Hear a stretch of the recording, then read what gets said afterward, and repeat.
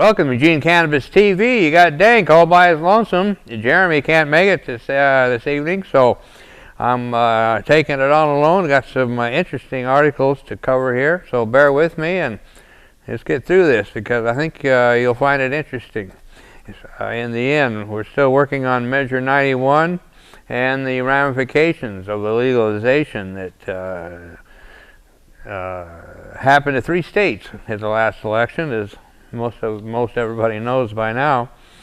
I wanted to make a quick announcement right away. Don't forget the party coming up. You hear more about it as we go along, but December 16th at the Cozmic, that's at 199 West 8th, and it's 9 o'clock. We got live music, it's free, and it's legalized celebration party and free to the public, so that is something to experience. I'm sure it's going to be great. So let me talk about a editorial that just came out quite recently at the Register Guard. I have to say the Register Guard has had some interesting and progressive ideas. It almost scares me. I wonder what's happening there. When I start to agree with the Register Guard, I wonder what's happening, what's going on. But this is dated November 20th, and this is Register Guard editorial, and it's called "Try Again, Earl." Subtitled, "Blumenaur's Marijuana Legislation is Still Valid." In February 2013, Oregon 3rd District Representative Earl Blumenaur introduced a bill in Congress that would, using his term, end the federal government's policy of hypocrisy regarding marijuana. It would impose a 50% federal excise tax on producers' sales to processors, levy an occupational tax of $1,000 per year on producers, importers, and manufacturers, and $500 per year on others engaged in the marijuana industry, impose civil and criminal penalties for skirting the taxes, and require the Internal Revenue Service to do a study of the industry after 2 years and every 5 years after that, and report to Congress on how to improve administration of the tax.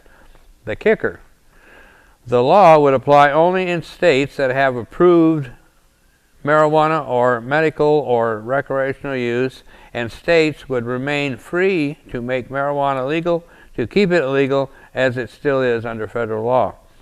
Medical marijuana is legal in 23 states, including Oregon, and the District of Columbia, and recreational marijuana has now been declared legal in Colorado, Washington State, Oregon, Alaska, and D.C. Representative Jared Polis, Democrat of Colorado, produced a companion measure to Blumenaur's bill, House Resolution 499, that would remove marijuana from Schedule 1 of the 1970 Controlled Substances Act, transfer authority over marijuana from the Drug Enforcement Administration to a renamed Bureau of Alcohol, Tobacco, Marijuana, and Firearms, require marijuana producers to buy a permit, and distinguish between commercial and personal marijuana growers. The presence of marijuana on Schedule 1 is the hypocrisy Blumenaur refers to. Schedule 1 lists the drug the federal government considers most dangerous and includes, in addition to marijuana, heroin and LSD. Schedule 2, which lists drugs considered less dangerous, includes cocaine and methamphetamine, widely regarded as far more harmful than marijuana. It's unlikely that the lame duck Congress will act on Blumenaur's and Polis's bills, which have languished in committee. Democrats will control the Senate, but in January will cede control to the Republicans, who retain control in the House. But the two lawmakers should reintroduce their bills, even though their party will now be in the minority in both chambers. Blumenaur says their proposals would appeal to conservatives and liberals alike because they would put control over marijuana in the hands of the states, save $5.5 million in law enforcement costs nationwide, and raise at least $100 billion in new revenue over the next decade. Money that could be used for deficit reduction, substance abuse treatment, and other needs. Noting that more than 2 million people are incarcerated in the United States, more than any other country in the world, and that half of all federal inmates are in prison for drug-related crimes, and that there are more than 660,000 Americans are arrested for marijuana possession every year, while 106 million people now live in areas where marijuana is legally permitted. Blumenaur says, it no longer makes sense to keep marijuana in a legal gray area. And he's right. And that was the last sentence from the Register Guard, is he's right. So Ed Blumenaur has been a hero to us. He's been a big help in our move for re-legalization of cannabis, and continues to fight for us. So even though we're going to be a little bit behind as far as numbers of Republicans, there's actually some Republicans that are coming to our side. So we're watching the pendulum swing. So it's exciting. And this is from, now this is dated about a year ago, but I came across this and it was so important I had to bring it up. For the first time ever, a prosecutor will go to jail for wrongfully convicting an innocent man. This is dated 8th of November last year, 2013, written by Mark Godsey. He's a Carmichael professor of law, University of Cincinnati, College of Law, Director, Ohio Innocence Project. And this was in the Huffington Post. He writes, today in Texas, former prosecutor and judge Ken Anderson pled guilty to intentionally failing to disclose evidence in a case that sent an innocent man, Michael Morton, to prison for the murder of his wife. When trying the case as a prosecutor, Anderson possessed evidence that would have cleared Morton, including statements from the crime's only eyewitness that Morrison wasn't the culprit. Anderson sat on his evidence and then watched a man get convicted. While Morton remained in prison for the next 25 years, Anderson's career flourished, and he eventually became a judge. In today's deal, Anderson pled to criminal contempt and will have to give up his law license, perform 500 hours of community service, and spend 10 days in jail. Anderson had already resigned in September from his position on the Texas bench. What makes today's plea newsworthy is not that Anderson engaged in misconduct that sent an innocent man to prison. Indeed, while most prosecutors and police officers are ethical and take their constitutional obligations seriously, government misconduct, including disclosure breaches known as Brady violations, occurs as frequently that it has become one of the chief causes of wrongful conviction. What's newsworthy and novel about today's plea is that a prosecutor was actually punished in a meaningful way for his transgressions. I gave speeches about the innocence movement and tell stories from real cases all around the world. No matter where I am, when I finish speaking, the first question usually is, what happened to the police, prosecutors who did this to the poor guy? The answer is almost always nothing, or worse. The police officer was promoted and now is the chief of his department. Excuse me. The adage that the powerful go unpunished is no longer true or more visible than with police officers and prosecutors in America, even when they send innocent people to prison after their misconduct. My client Roger Dean Gillespie of Dayton, Ohio, for example, spent 20 years in prison as a result of police misconduct. In 2007, we presented overwhelming evidence that the police officers, like Anderson in the Morton case, failed to turn over their evidence to the defense before trial that would have cleared Gillespie. He also supplied the court with evidence that the police officer in charge had harassed and intimidated witnesses helpful to the defense and had manipulated the evidence. Before going to court to clear Gillespie, we met with the local prosecutors, hoping that they wouldn't tolerate such misconduct and would be a thorough and neutral investigation to get to the truth. Instead, they simply denied everything in knee-jerk fashion and fought to keep Gillespie in prison until a federal court finally found government misconduct and threw out his charges in December 2011. To this day, the police officer in the case has not been investigated by a neutral, independent body. The only thing he has received is promotions. Rogue cops and prosecutors going unpunished is the rule rather than the exception. In Illinois, two officers whose improperly grueling interrogation techniques led to the wrongful conviction of Juan Rivera and others were not penalized when their third degree tactics came to light. Rather, they were recently hired at taxpayers' expense to teach the interrogation courses to other police officers around the state. A recent study found prosecutorial misconduct in nearly one quarter of all capital cases in Arizona. Only 2 of these prosecutors have been reprimanded or punished.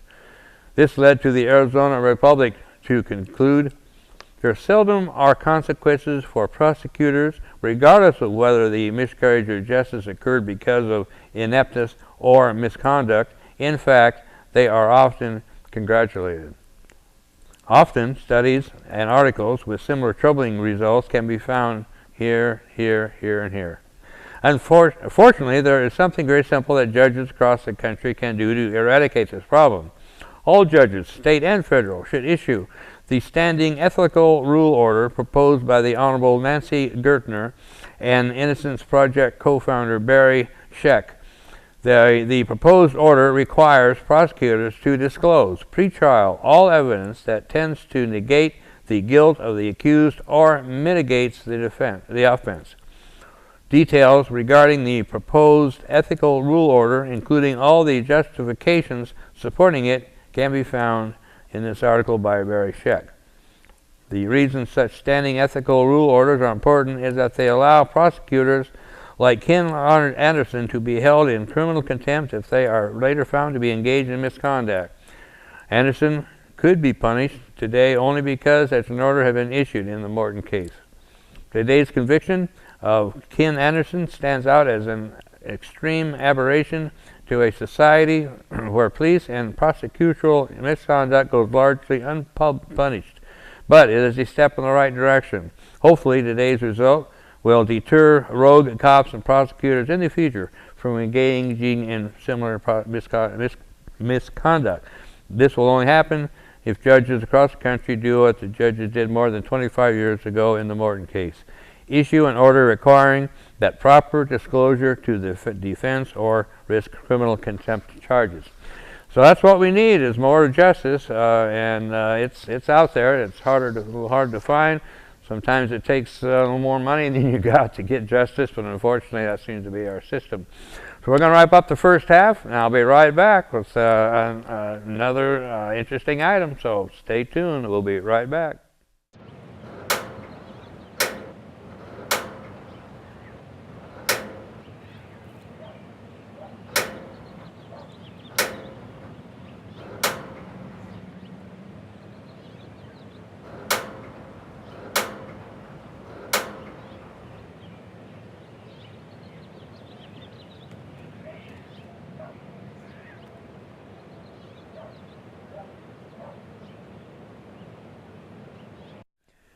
Welcome to the second half of Eugene Cannabis TV. We're here going through some news stories about cannabis and marijuana and things of that nature.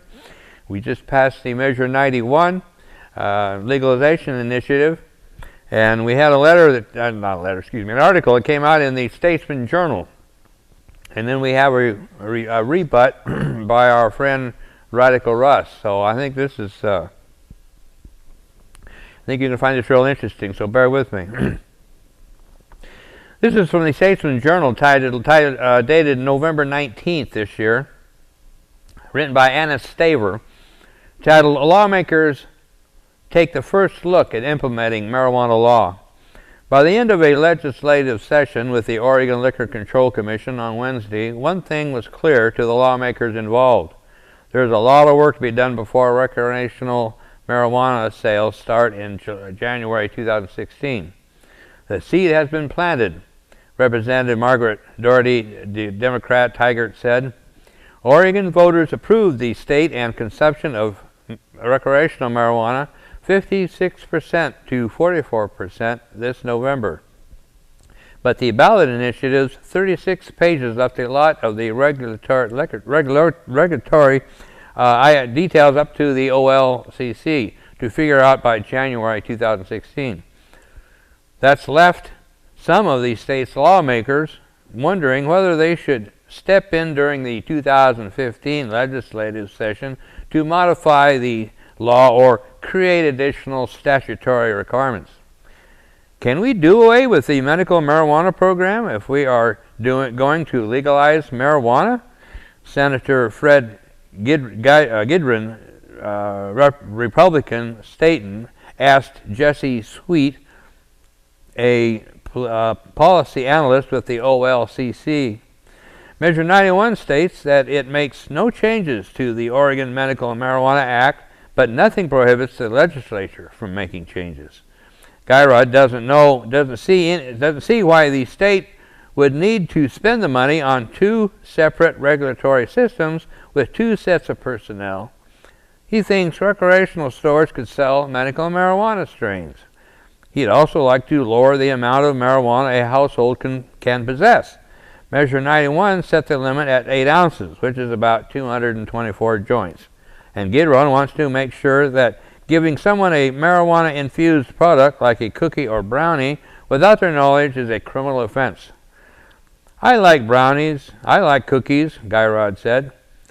I would hate to think at the staff lounge we would have brownies and cookies that are laced with marijuana. Senator Lee Byer, Democrat of Springfield, asked the OLCC representatives to develop a list of changes he would like to make to the law and to bring them back to the committee.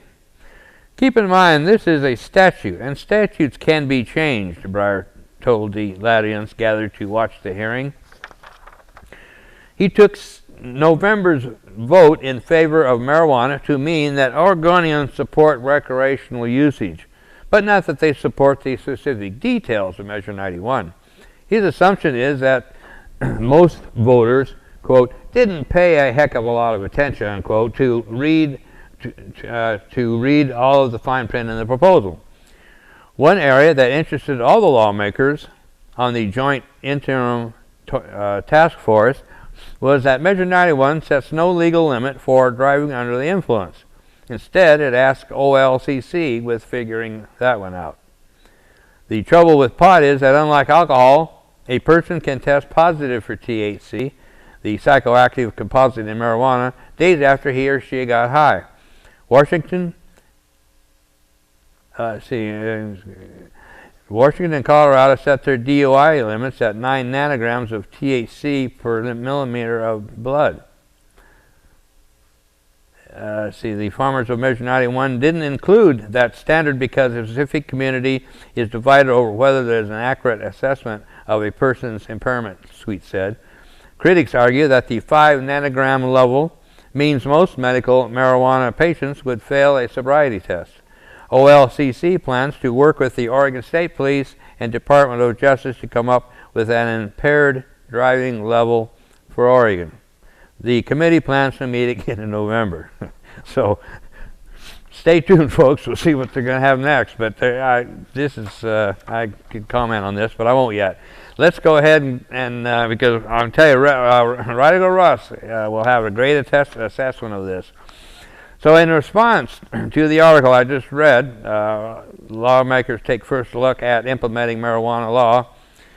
Our friend Radical Russ writes, Senator Bimbrow and Representative Smith-Warner, my name is Russ Bellville, and I am a constituent of yours who worked very hard to see that Measure 91, our initiative to legalize marijuana, passed statewide.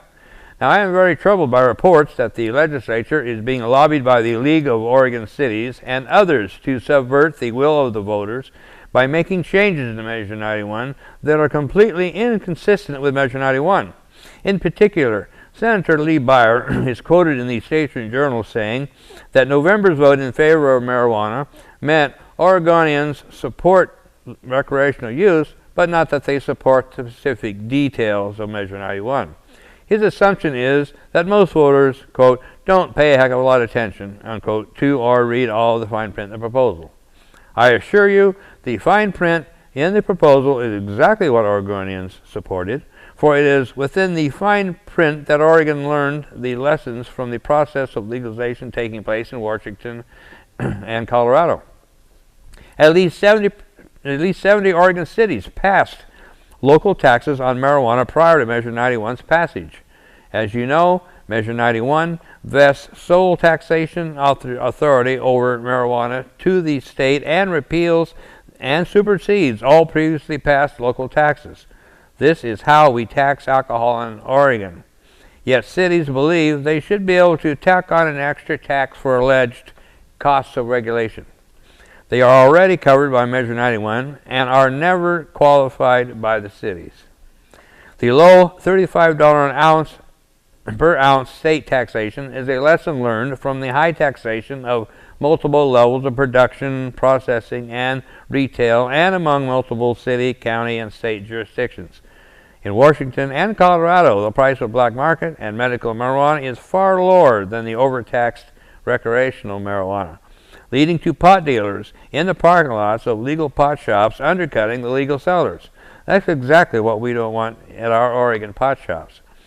The right of localities to ban pot shops and other licensees is also enshrined in Measure 91, but only through a vote of the people. This was the lesson learned from the other two legal initiatives where city councils and city commissions banned pot shops on their own accord, ignoring that the will of the people, of the voters in these local locales that overwhelmingly supported legalization.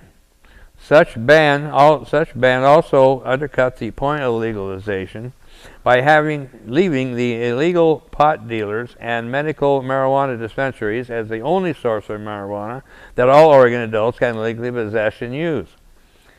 The lack of a per se THC driving while under the influence limit, such as Washington and Colorado, is also a major reason I and others supported Measure 91.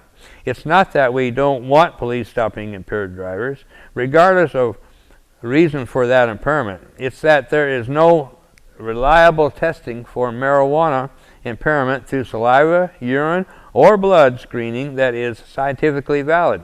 Any limit the legislature would add would certainly convict innocent drivers of impairment for merely having high tolerances of marijuana. Most importantly, Measure 91 explicitly mentioned 3 times that it changed the Oregon Medical Marijuana Act in no way. Tens of thousands of patients and their caregivers would not have supported Measure 91 if it did change OMMA. Yet Senator Fred Guidron is already asking, can we do away with a medical marijuana program if we are going to legalize marijuana? There will be positive changes to streamline the production, processing, and retailing of marijuana to avoid 2 redundant supply chains. However, the right of patients to process and cultivate more usable marijuana must be protected. There are some who absolutely cannot make do on the recreational limits of Measure 91. Furthermore, patients' rights to home manufacture of edibles and concentrates should be preserved, as they often need these higher potency items for proper medical treatment. I would warn you both not to assume the voters will be satisfied with any changes you make to Measure 91 because you're simply happy with legalization. Please pledge to me your support of the will and intent of 71% of Multnomah County voters who understood that Measure 91 was crafted to avoid the pitfalls of Colorado and Washington. Please do not support any local marijuana taxes, allowing city councils, county commissions to ban without a vote of the people, creating any scientific per se DOID standard changes to the Oregon Medical Marijuana Act. Thank you, Russ Bellville. So Russ did a good job on covering that, and as usual, said it well. To a lot of us, it's really despicable how the fact that they've been jumping on these taxes. Even towns like Ashland and Central Point, and I know those others, I've forgotten the others, but they've actually passed intend on taxing medical marijuana. As egregious as that, I mean, that's even more egregious. The patients are already taxed by having to buy the permit through the state, a medical marijuana permits, what I'm talking about. They doubled the fee a few years ago. It went from $100 to $200, and that's per year. That's not like a life, that's per year.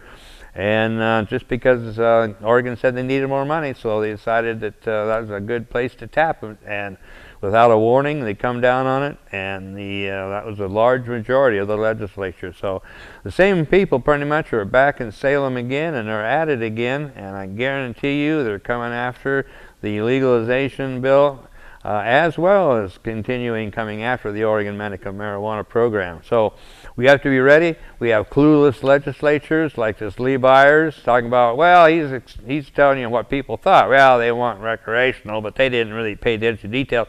Oh, really? So this guy's an expert on what everybody thought. Huh? You know, I've dealt with this Lee Byer. He's not the most well-written person that you'll come across, and a little bit, I don't know about how sincere he is, but anyway, with comments like Gerard, or whatever you pronounce his name, talking about combining the programs, showing their ignorance. We got Lee Byer talking about anytime they open their mouths and talk about marijuana, it's some ignorance coming out. So do your part to educate these people. There may be hope for it. I wouldn't bet on it, but there may be hope yet. So thanks for being here, and come on next week and I'll tell you some more of what's really going on. Thank you.